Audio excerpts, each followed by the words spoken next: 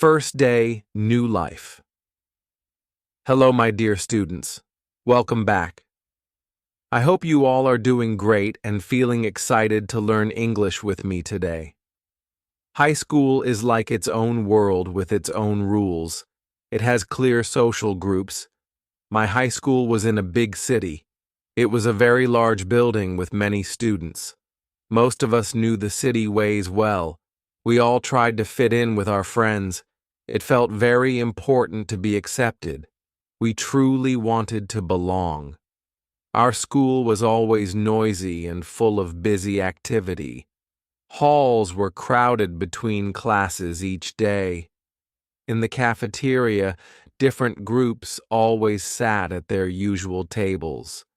There were athletes, the smart kids, and the popular ones. If you were new or different, it was easy to feel quite lost. Sometimes being different was seen as bad. This happened one year. One Monday, a new boy came to our class. His teacher introduced him. His name was David. He looked very quiet and seemed a little scared. He was not like us city kids at all. His clothes were very simple and looked old-fashioned. His hair was cut short. He carried an old, worn backpack. He looked around with nervous eyes. Quickly, some students started to whisper about him. They would look at David, then turn to their friends and smile. It was not a kind or welcoming smile. David said absolutely nothing. He found an empty desk at the very back. He sat down and kept his head low. He looked at no one. He tried to seem small and unseen. The mocking was quiet at first. It began with just looks and soft, unkind whispers, but soon it became much more open. Some students made comments about his old shoes. They laughed at his simple bag and his quiet way of speaking. He came from a small village far from the city. He was different. This difference made him an easy target. I watched David during those first few difficult weeks. He always ate his lunch alone, sitting under a tree. He never spoke in class unless asked. He walked fast through the busy halls, always by himself. He looked very lonely, like he had no friends there. No one ever asked him to join them. He was a true outsider. I did not join the students who made fun of him. I never said any mean things to David, but I also did not help him back then. I was just a quiet observer in the class. I simply watched what happened each day. Seeing him so alone and sad made me feel uneasy. I really felt sad for him. I wondered about his life. Days turned into weeks, and things did not change for David. The same students continued to make fun of him. He continued to be alone. I saw him every day sitting by himself. The sadness in his eyes started to bother me more. It did not feel right. I thought about what my parents always told me. They said to be kind to everyone. Always. One afternoon during our lunch break, it was worse. A group of boys took David's old backpack. They started throwing it to each other, laughing loudly. David just stood there looking helpless. His face was red, but he did not cry. He looked like he wanted the ground to open up. That moment, I knew I had to do something. I could not just watch anymore. The next day, I felt nervous. But I made a plan. At lunchtime, I saw David go to his usual spot. He sat under the big tree at the edge of the school field. I took my lunch and walked towards him. My heart was beating fast. I was a little worried what other students might say, but I knew it was the right thing to do. I had to try. I reached his tree and said a quiet hello. David looked up, very surprised to see me. His eyes were wide and he did not speak at first. I asked if I could sit with him. He nodded slowly, still looking unsure. I sat down and started to eat my sandwich. For a few minutes, we ate in silence. It was a little awkward, but okay. Then I asked him about his village. At first, he spoke very softly. He told me about the green fields and the quiet river. He talked about his small family and his dog. As he spoke, I saw a small change in him. His voice became a little stronger. He was just a normal boy like me. He was not so different after all. He just missed his home. After that day, I started to sit with David at lunch often. We talked about school, about music, about many things. Some other students looked at us strangely. A few even whispered about me, too. But I did not care about them. I found David to be a kind and interesting person. A small friendship started to grow between us, too. Slowly, David began to change a little. He did not look down so much anymore. Sometimes I even saw a small smile on his face. He started to answer questions in class. He was still quiet, but not so scared. I felt good when I saw these changes. I was happy I decided to talk to him. It was the best decision. Our friendship grew stronger each day. We started to spend more time together after school, too. Sometimes we walked home together talking about our day. We found out we liked many of the same things. We both enjoyed reading adventure books and listening to music. It felt good to have a real friend. I felt I could tell David anything. As David became more comfortable, I saw his true self. He was not just a quiet boy from the village. He was actually very smart and had a good sense of humor. He knew a lot about nature and animals. He told me interesting stories about his life in the village. He was also very kind and always ready to help. I enjoyed his company very much. The other students started to notice our friendship. Some of them stopped making fun of David. Maybe they saw that he was a good person. A few even tried to be friendly towards him, but some still kept their distance. They did not understand our friendship. That was okay with us. We did not need everyone to like us. We had each other. I remember one time we had to do a school project together. We decided to build a small model of a village. David knew exactly how to do it. He showed me how to make small houses from sticks and clay. We worked on it every afternoon for a week. We laughed a lot and learned from each other. We got a very good grade for our project, too. Because of our friendship, David's confidence grew a lot. He started to smile more openly at school. He even joined the school's drawing club. His drawings were amazing. He was not the scared, lonely boy anymore. He had a friend, and he felt he belonged. It was wonderful to see him so much happier. He found his place. I learned many things from David, too. He taught me about the simple joys of life. He showed me how to appreciate nature more. He also taught me about being brave. It was brave of him to come to a big city school. It was brave of him to face the mocking. He was strong in his quiet way. Our friendship was good for both of us. Soon, David was not just a friend. He became my best friend.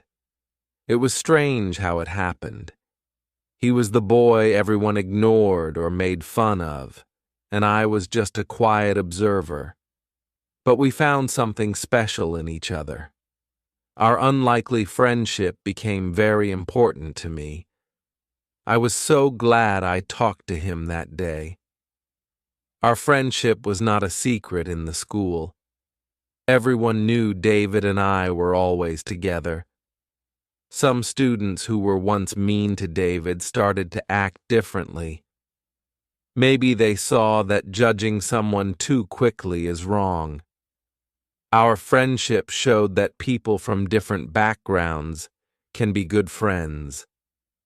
It was a quiet lesson for everyone. We felt proud of our bond. There was a time when I was struggling with a difficult subject. I was very worried about an important exam. David noticed I was stressed.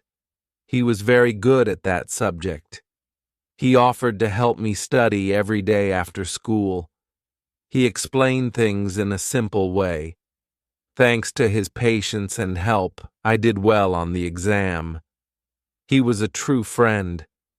Another time, some boys started to bother David again.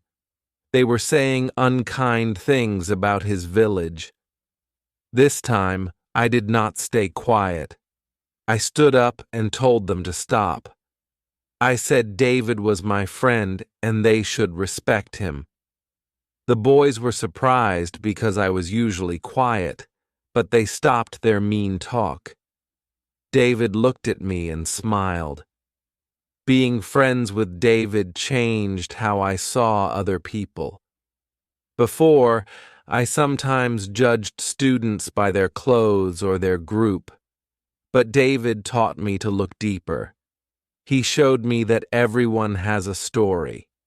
He taught me the importance of kindness and understanding. I started to see the good in people more. My view of the school world changed. One summer, David invited me to visit his village. I stayed with his family for a whole week. It was a beautiful, quiet place with green fields and clear rivers. I met his family. They were so kind and welcoming. I learned about his life there. It was so different from the city. That trip made our friendship even stronger. We shared many great memories. Some of the students who used to mock David slowly changed. They saw him laughing and talking with me. They saw his amazing drawings in the art club.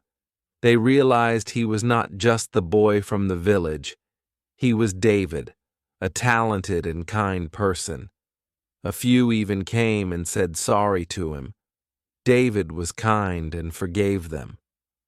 Our friendship became like a safe island for us. High school could be a difficult place with its pressures, but knowing I had a true friend like David made it easier. And I think knowing he had me helped him too. We supported each other through good times and bad. We knew we could always count on each other. That was a wonderful feeling. The years in high school went by quickly after that. David and I stayed best friends through all of it.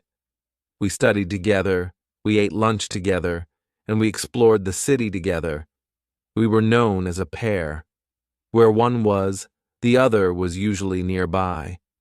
Our friendship was a constant, steady thing. It was something we both cherished. It made our school days much brighter. David was no longer the shy boy from the village. He became a confident and well-liked student. He was respected for his kindness and his amazing art skills. He even helped other new students feel welcome. He never forgot how it felt to be an outsider. He made sure no one else felt that way if he could help it. He became a good friend to many. I often thought about how much David's friendship meant to me. He taught me about courage and the importance of being true to yourself. He showed me that first impressions are not always right. He also taught me that one person can make a big difference. Our friendship was one of the best things about my high school years. It was a very valuable lesson. As we got closer to the end of high school, we started to talk about the future. Would we go to the same college? Would we live in the same city? There were many questions and some worries. The thought of not seeing David every day was a little sad. We knew our paths might be different, but we hoped our friendship would not change. We made a promise to each other. We promised that no matter where life took us, we would always stay friends. We would write letters. We would call. We would visit. Our friendship was too strong to be broken by distance. We believed in that promise with all our hearts. It was a serious promise between best friends. We would keep it. I remember our last big school project together. It was for our history class. We made a presentation about the changes in our city. David drew amazing pictures for it. We worked hard and presented it together. We got the highest grade in the class. It felt good to achieve something together one last time. It was a great memory. On graduation day, we sat next to each other. We felt happy to finish high school. We also felt a little sad that this part of our lives was ending. We looked at each other and smiled. We knew it was not really an end. It was a new beginning for us both, and we knew our friendship would continue. It was a bond for life. After graduation, life did take us on different paths. I went to a college in our city. David moved to another city to study art. It was his big dream, and I was so happy for him. At first, it was strange not seeing him every day. We missed our long talks and shared jokes, but we remembered our promise to each other. We were determined to stay close. We kept our promise very well. In the beginning, we wrote letters to each other every week. This was before everyone had email. Then we started calling each other on the phone. We shared our new experiences, our challenges, and our small victories. During holidays, we always made sure to meet. Sometimes I visited him. Sometimes he came back. Those meetings were always special. Many years have passed since our high school days. We are both grown men now.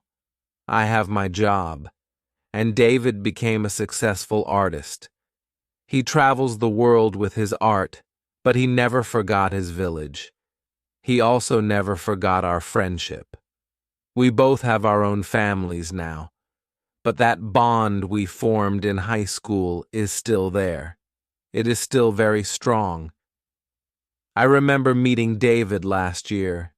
He was having an art show in my city. I went to see him and his amazing paintings. When we saw each other, it was like no time had passed. We talked for hours, just like we used to. We laughed about old memories. We shared our current lives. He was still the same kind, humble David I knew. Our friendship felt timeless. David found great happiness and success. The boy who was once mocked became someone admired. He used his experiences to inspire others. He often helped young artists from small villages. He showed everyone that where you come from does not decide where you can go. His journey was truly amazing. I was always so proud of him. The most important lesson I learned from our story is very simple. It is about kindness and looking beyond the surface. People can surprise you if you give them a chance. A little bit of kindness can change someone's life. It changed David's life, and it changed my life too. My friendship with David made me a better person. David, the quiet boy from the village, became my lifelong friend. He taught me about courage, art, and true friendship. He showed me that differences do not need to divide people. They can make life richer. I am so grateful that I chose to sit with him that day. It was a small act, but it started the best friendship of my life. So subscribe, not for us, but for the version of you who refuses to waste this life. We're here with you every single day, and tomorrow we're coming back with even more.